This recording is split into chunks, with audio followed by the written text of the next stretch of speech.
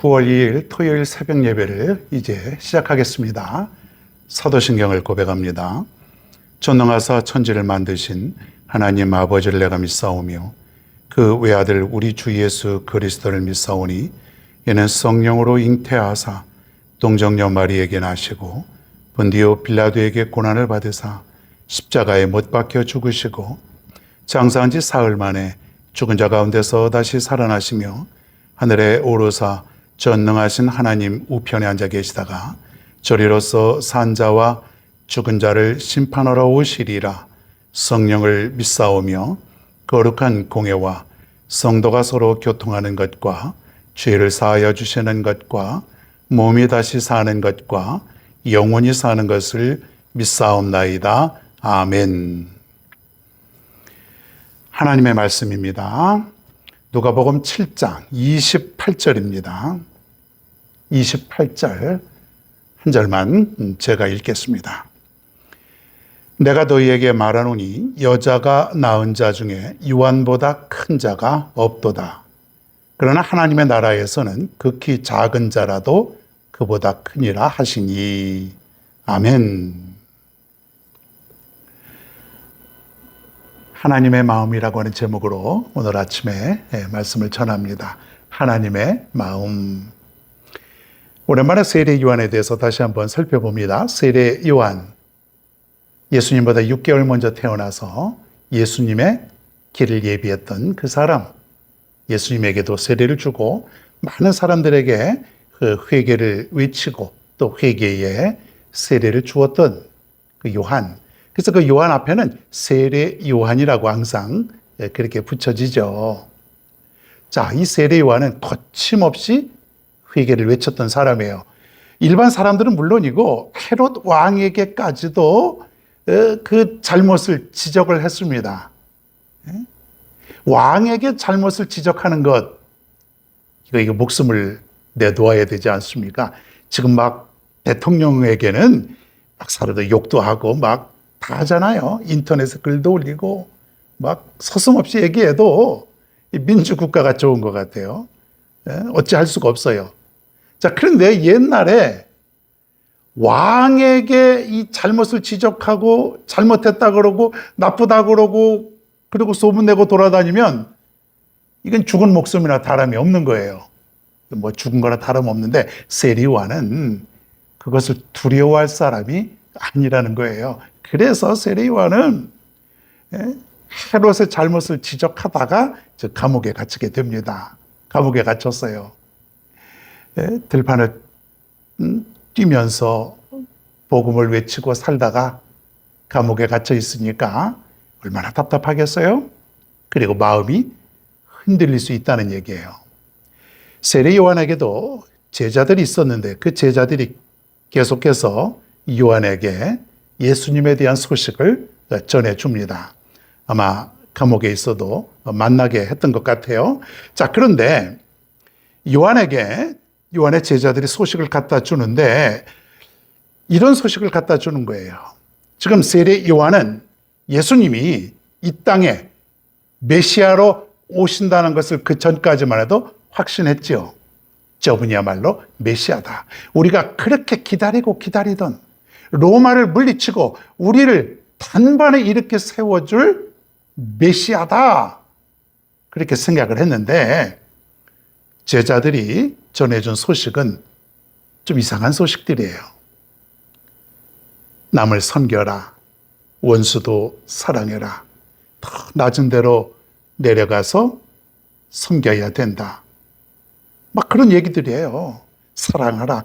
그러니까 그건 나약해 보인 것이에요. 어떻게 저런 분이 메시아가 될 수 있는가? 그러니까 세례 요한도 그 마음이 흔들리게 된 것이죠. 의심, 그리고 확신이 무너졌다는 것이에요. 그래서 세례 요한이 요한의 제자들을 시켜서 예수님에게 이런 말씀을 전하게 됩니다.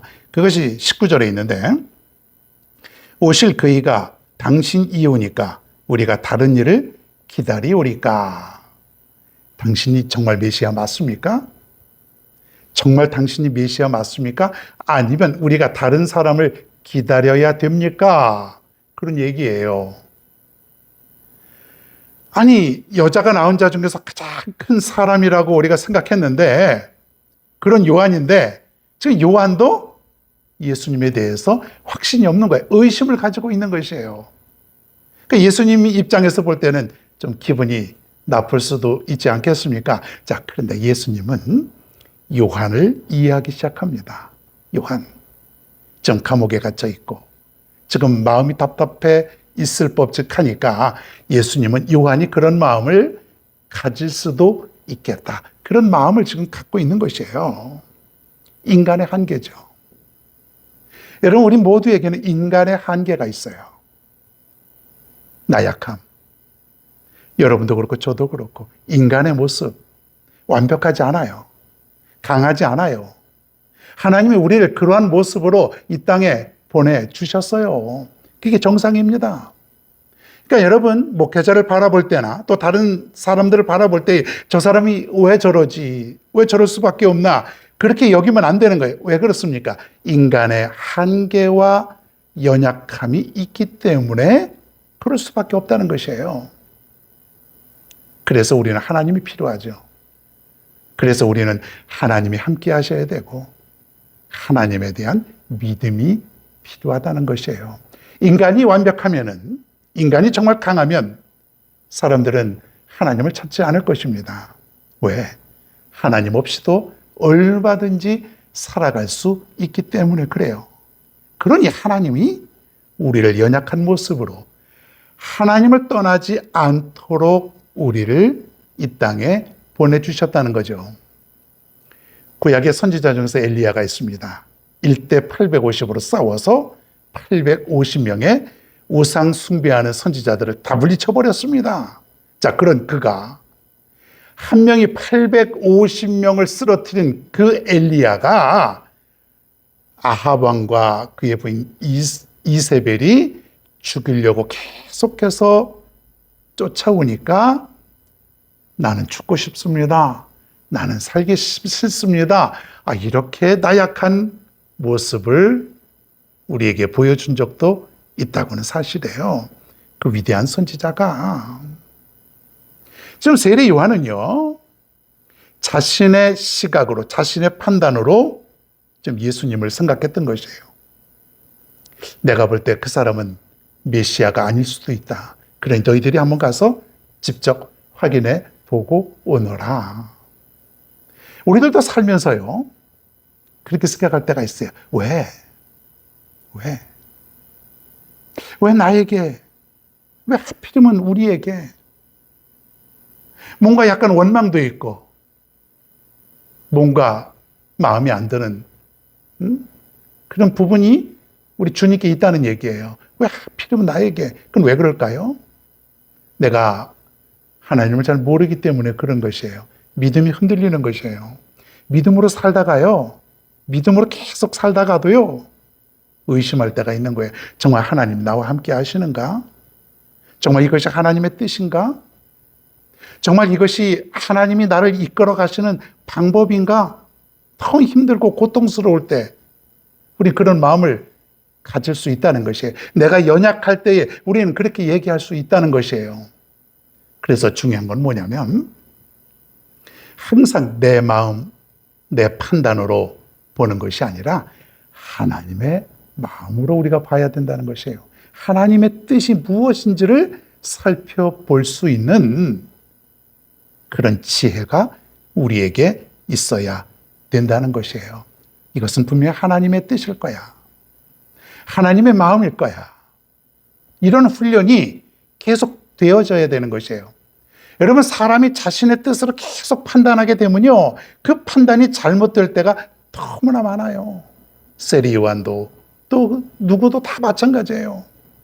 자신의 뜻과 자신의 판단으로 하나님은 이럴 것이다라고 하면은 틀리죠. 맞을 수가 없어요.